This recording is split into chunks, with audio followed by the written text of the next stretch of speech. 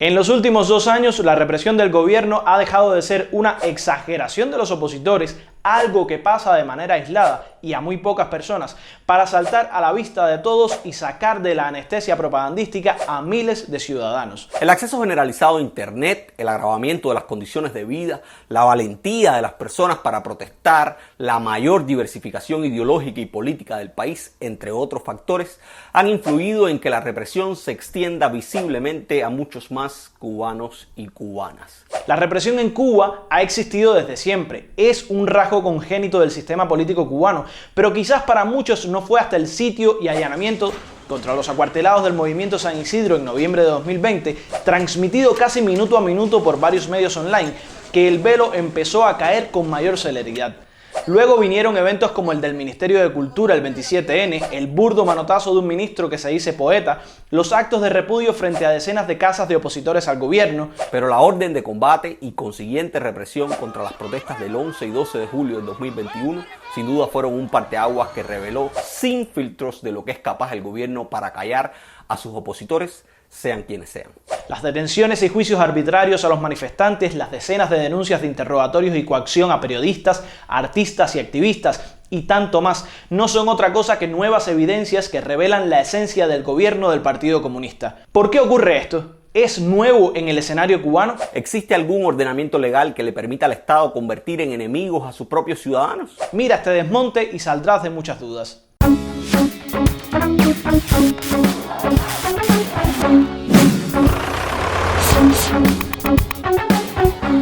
Durante décadas, el consenso en torno a las figuras de Fidel y Raúl Castro pareció inquebrantable e infranqueable.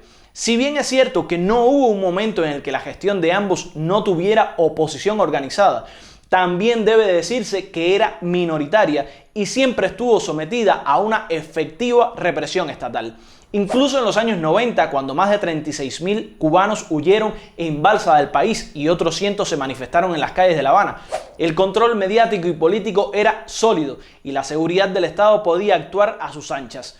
El relato de la protección ante amenazas terroristas y extranjeras funcionaba también como un cheque en blanco para la actuación de un aparato represivo diseñado para actuar desde las sombras. Pero 30 años después el panorama es muy diferente. Por más que lo quieran revivir, Fidel Castro está muerto y enterrado. Y quien lo sustituye no logra inspirar el respeto y el miedo que lograban sus antecesores en el cargo. El control mediático fracasa por la propia obsolescencia del sistema con el que se administra en un mundo de noticias instantáneas. Y la policía, tanto la de las calles como la seguridad del Estado, a pesar de utilizar los mismos métodos, ahora se ve expuesta ante las redes sociales.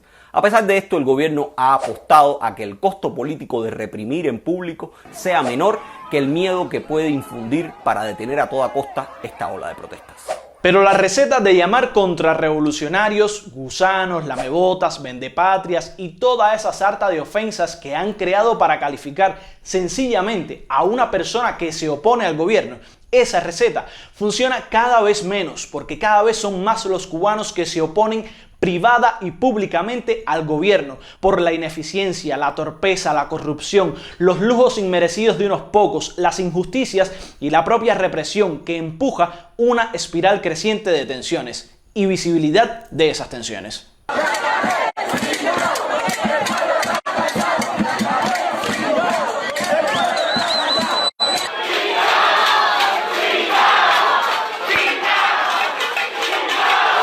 Frente a estas muestras de desobediencia civil generalizada, la estrategia de reprimir desde las sombras, funcional cuando era pequeño el grupo de disidentes, ahora se ha convertido en una guerra abierta, explícita y pública contra el enemigo. Un enemigo que alcanza a una parte cada vez más creciente del pueblo cubano y así lo demostró Díaz-Canel el 11 de julio de 2021. Pero la orden de combate está a la calle los revolucionarios. Luego de esta orden de combate, se generaron los hechos más violentos de las protestas del 11 de julio. Después de esta orden, los policías dispararon sus armas, lanzaron piedras a multitudes indefensas, golpearon indiscriminadamente a decenas de personas y sacaron a relucir los equipos antimotines que no sabíamos que existían. Esos policías antimotines con escudos y cascos negros son la más clara muestra de que el gobierno se había estado preparando para luchar contra el propio pueblo que dice representar.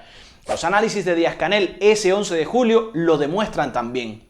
Separamos a los revolucionarios que puedan estar confundidos, separamos a los habitantes de Cuba que puedan tener determinadas preocupaciones, pero no vamos a admitir que ningún contrarrevolucionario, mercenario, vendido al gobierno de los Estados Unidos, vendido al imperio, recibiendo dinero de las agencias, dejándose llevar por todas estas estrategias de subversión ideológica, vayan a provocar desestabilización en nuestro pueblo. Y habrá una respuesta revolucionaria. Y por eso también aquí estamos convocando a todos los revolucionarios del país, a todos los comunistas, a que salgan a las calles en cualquiera de los lugares donde se vayan a producir estas provocaciones. Hoy, desde ahora y en todos estos días. El poder cubano no admite ni admitirá que los que se le opongan y ejerzan sus derechos humanos de libertad de expresión y de manifestación puedan pensar y creer firmemente algo que no sea lo que dicta el partido que Díaz-Canel supuestamente dirige. Porque lo primero que manda la política totalitaria es a deshumanizar, a barbarizar, a convertir en estúpidos o cuando menos ingenuos a aquellos que considera sus enemigos. Y una vez que logra ese objetivo, carga contra ellos para borrarlos del espectro social. Es lo que hizo el Partido Nacional Socialista con los judíos en Alemania, hasta que en el imaginario popular no fueran otra cosa que animales a sacrificar. Pero esto no lo digo yo, lo dice la Constitución cubana y lo advertimos desde el toque en mayo de 2019. La seguridad nacional no nos gusta. La veo fea, si no la entiendo, me parece extraña, sospechosa. La seguridad nacional aparece 5 veces en la Constitución cubana vigente y se postula sobre ella lo siguiente. Artículo 217. El Estado cubano fundamenta su política de defensa y seguridad nacional en la salvaguarda de la independencia, la integridad territorial, la soberanía y la paz sobre la base de la prevención y enfrentamiento permanente a los riesgos, amenazas y agresiones que afecten sus intereses. Y al jurista Julio Antonio Fernández Estrada no le gusta la seguridad nacional porque es una doctrina, una macroteoría militar, paradójicamente, creada por Estados Unidos para combatir el avance de las ideas comunistas en América Latina. La doctrina de seguridad nacional determina un cambio de rol en las Fuerzas Armadas de los países del bloque capitalista, que ya no deben actuar en defensa de las fronteras y la soberanía, sino en función del combate al comunismo. Según sus postulados, las fronteras que importan son las ideológicas y el enemigo al que hay que combatir está dentro del propio territorio. Porque la seguridad nacional es hija directa de la Guerra Fría. Hay una ley de seguridad nacional de 1947 en los Estados Unidos y esa ley creó la CIA, creó el Departamento de Defensa, por lo tanto creó un ejército permanente en los Estados Unidos también, creó un Consejo de Seguridad Nacional para el Ejecutivo norteamericano. Además, esta doctrina justifica la ocupación de las instituciones estatales por militares, permite a esas fuerzas militares tomar acciones de orden interior y, sobre todo, permite considerar a los propios ciudadanos de un país como posibles amenazas a la seguridad. Hay algunas personas que para expresar su malestar acuden al toque de cazuela, vociferan expresiones en contra de los dirigentes, algunos aprovechan la ocasión para decir alguna consigna contra la revolución. Otros participan en hechos vandálicos y lanzan piedras, rompen cristales y a fin de cuentas los que actúan de esa manera, si lo hacen por convicción o no, están respondiendo a lo que quiere la contrarrevolución y a lo que quieren los que nos tienen bloqueados. Yo parto del reconocimiento de que la gente tiene que estar molesta. Pero cuando actuamos así nos ayudamos, cuando actuamos así lo que nos molestamos los unos a los otros y le estamos dando, estamos actuando en consonancia con el plan del enemigo, no con el plan de nosotros. Porque estas calles son de los revolucionarios y porque 4 pelagatos no van a venir a impedir que defendamos nuestra tranquilidad ciudadana, que 4 borrachos, delincuentes, desprestigiados, porque sabemos quiénes son, se han prestado malagradecidamente, mercenariamente, incitados por las redes sociales. Eso es en lo que se convierte un ciudadano cubano cuando se cansa de que su familia emigre cruzando selvas, escapando de la realidad de un gobierno que vive en las mansiones confiscadas a la burguesía que destronó, mientras el pueblo sufre escaseces de todo tipo. Eso es un cubano para ellos cuando decide no callarse y rebelarse, aunque sea mínimamente, contra la falta de derechos de todo tipo, incluido el derecho a quejarse.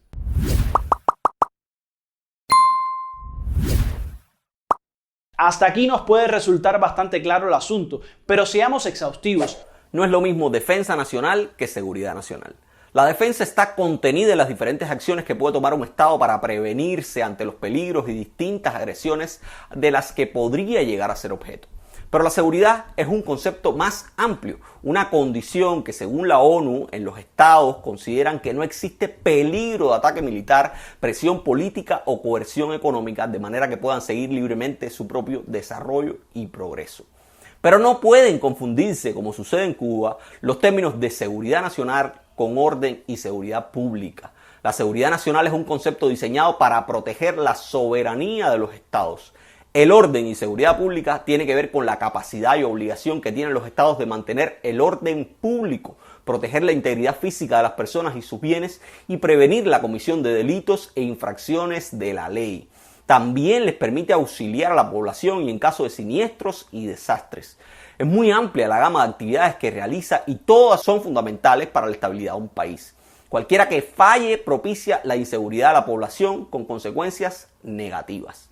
La seguridad y el orden público o interior guardan estrecha relación con los derechos humanos, pues para que haya una verdadera seguridad para todos los habitantes de un país, es necesario que las violaciones a sus derechos no sean frecuentes, siendo la seguridad eficiente cuando el número de violaciones aumenta de forma considerable.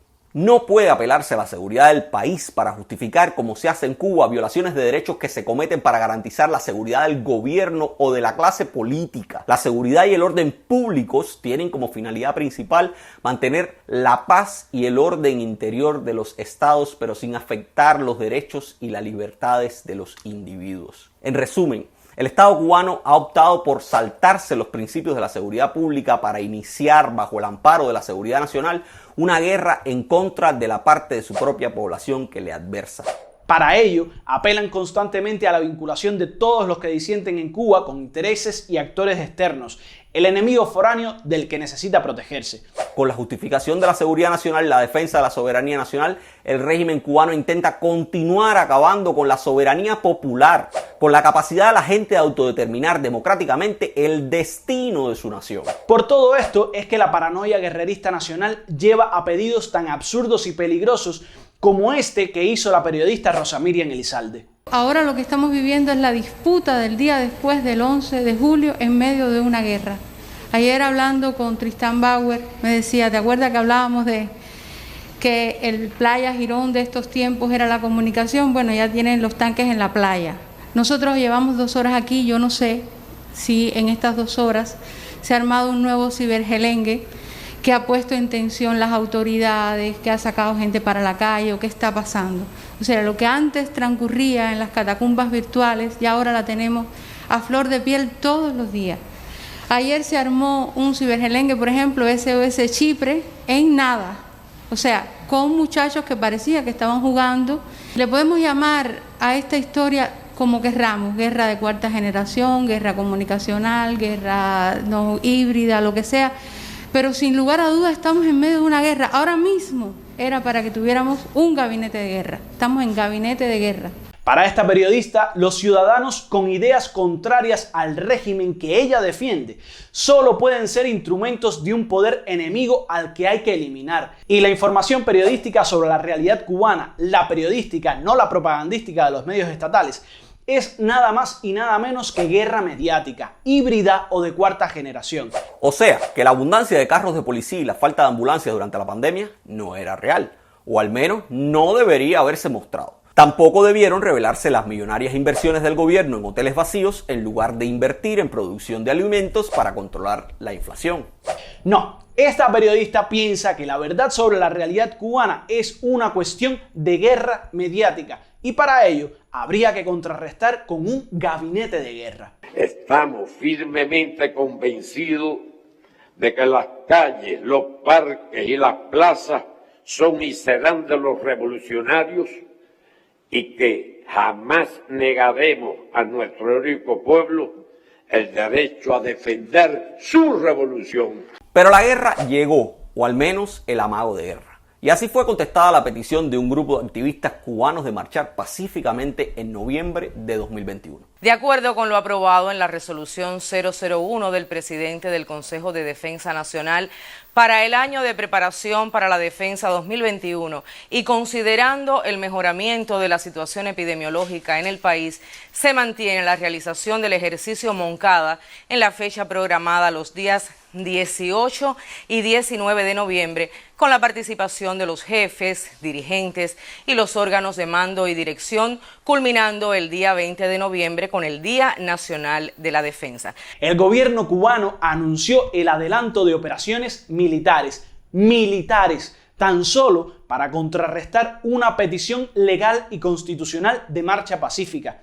Tampoco escatimó recursos para aumentar la vigilancia policial en las calles y barrios, y la inmoralidad le alcanzó para organizar actos de repudio frente a la casa de varios de los organizadores de la marcha. El saldo del 15N fue reafirmar que en Cuba, por mandato del Partido Comunista, no está permitido manifestarse o marchar en contra del gobierno y su gestión. Todo se resume a esa idea. En Cuba no se puede estar en contra del gobierno. Y si usted está pretendiendo derrocar al gobierno y cambiar la Constitución, en fin, dejó de ser lícito. Hay que tener claro que cuando los motivos que existan son objetivos, suficientes y debidamente fundados, o el hecho evidente y manifiesto del apoyo que está brindando a estos actos el gobierno de los Estados Unidos, de proverbiar conocimiento de que desea derrocar la revolución y el orden institucional, son razones válidas, objetivas y razonables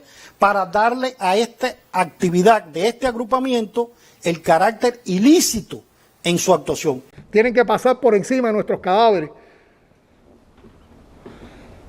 si quieren enfrentar a la revolución. Y estamos dispuestos a todo.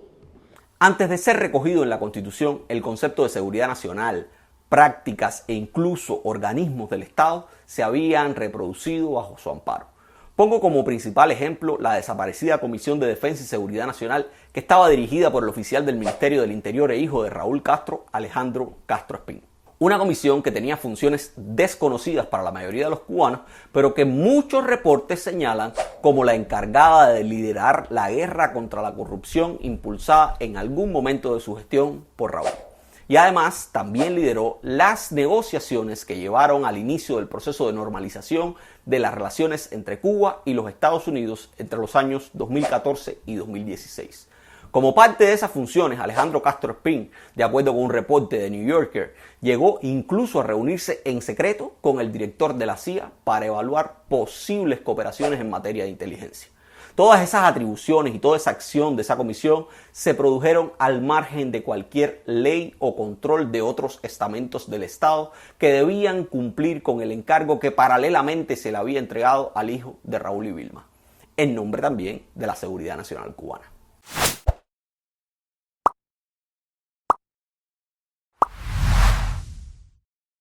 Lo peligroso de este asunto no es que haya sido práctica común desde siempre, ni que estemos descubriendo el agua tibia. Lo realmente peligroso es que esta práctica de violación de derechos humanos, de paralelismos legales, de contrainsurgencia contra el pueblo, que antes se producía desde las sombras, ahora está siendo legalizada. Desde la modificación de las normativas de migración en el año 2011, se introdujeron en la normativa cubana criterios de seguridad nacional para impedir la salida y la entrada al país de ciudadanos cubanos. Decisiones que se toman en nombre del interés y la seguridad de la nación cubana desde la oscuridad y sin mediar recursos legales para defenderse. Esas decisiones han terminado justificando el destierro de facto a un número no contado de cubanos y cubanas a lo largo de varias décadas de totalitarismo. Pero más recientemente, la utilización de la seguridad nacional como una justificación para impulsar conductas violatorias de los derechos humanos se ha ido ampliando. Una de las nuevas regulaciones armada al amparo de la seguridad nacional es el Decreto Ley 35 de las telecomunicaciones, las tecnologías de la información y la comunicación y el uso del espectro radioeléctrico. Esta regulación faculta a los ministros de las Fuerzas Armadas y del Interior a disponer medidas especiales para el manejo del espectro radioeléctrico cuando éstas sean de alcance regional, provincial o municipal, legalizando así los cortes de internet aplicados a zonas específicas o a todo el país, como ocurrió el 11 de julio de 2021 y más recientemente, cuando transcurrían protestas en la localidad de Los Palacios en Pinar del Río. Evidentemente, el gobierno cubano entendió todas estas protestas como amenazas a la seguridad nacional y a los manifestantes como enemigos o agentes internos de un enemigo exterior. Las nuevas protestas, los cacerolazos que se han oído ya en decenas de pueblos del país han seguido demostrando la vileza con la que el gobierno mira a un pueblo cansado y arruinado por sus políticas impunes. Que sobra corazón, porque sobra timbales para defender la revolución. El negro, mira cómo lo paró en serio.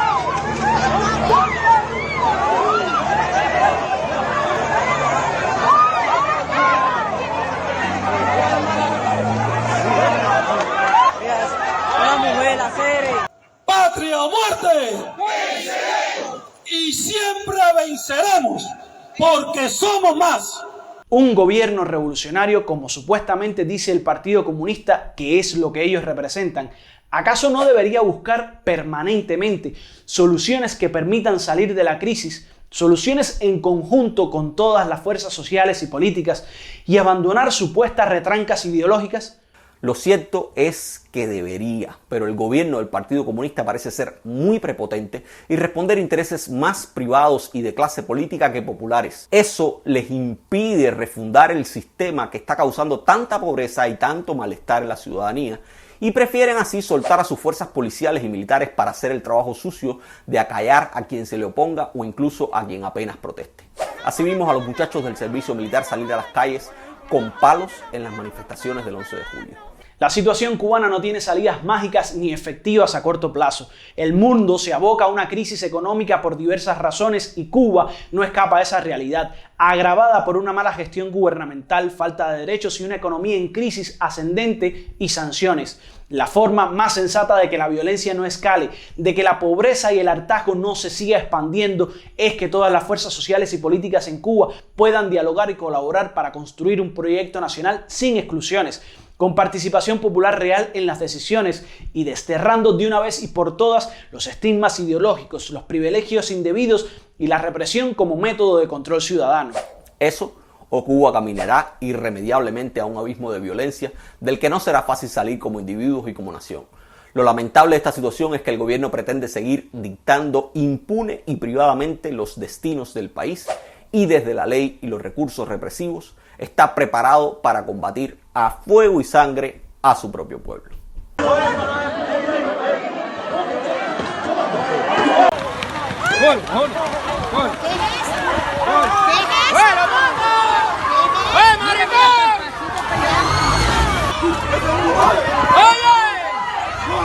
Gracias por tu atención, síguenos en Facebook, suscríbete a YouTube y si quieres apoyar nuestro trabajo, puedes regalarnos unas estrellas en Facebook o hacernos una donación a esta cuenta de PayPal para que sigamos haciendo videos como este. ¡Chao!